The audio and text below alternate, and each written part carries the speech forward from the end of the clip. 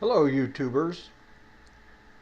In my last video we spoke about the similarities during the Vietnam War and the Iraqi War. I think I'd like to discuss a little differences between the two of them. In the Vietnam War, people of our generation, people that were born and brought up and raised in the 1960s, well, not born in the 1960s, but grew up in the 1960s, protested the Vietnam War. The news media covered all the protests during the Vietnam War. Now, in today's society, I don't understand why the news media is not tagging on the protests that are going on around the country. Cindy Sheehan has really gotten some bad press here. She stood up for her rights, and she was fined and chastised for doing what she did. That didn't happen during the Vietnam War. There were plenty of protests going around.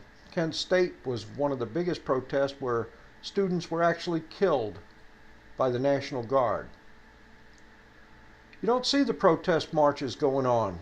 You don't see the people saying, "Stop the war in Iraq." You don't see that.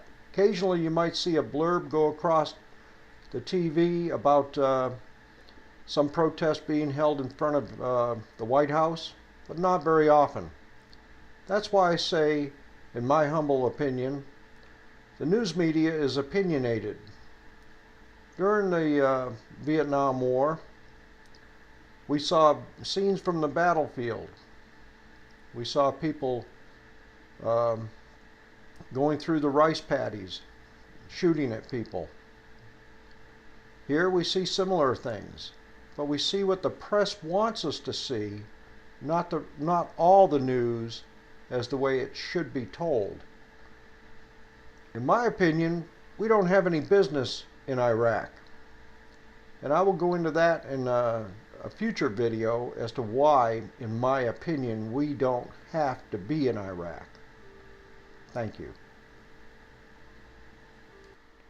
Continuing on about the protests that were held during the Vietnam era and war, I just wonder what happened to people of our generation, people that were in the protests and didn't support the war, and even some of the people that did support the war in Vietnam.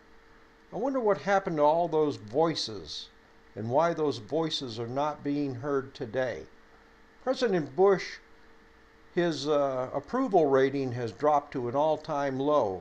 That tells me that people are not supporting him in the effort for the war. If we're not supporting him, why don't we let it be known? There's strength in numbers. We need to voice the opinions, and we need to voice the opinions now so that the people can come home, so that we can leave Iraq and bring our troops home where they need to be. Thank you.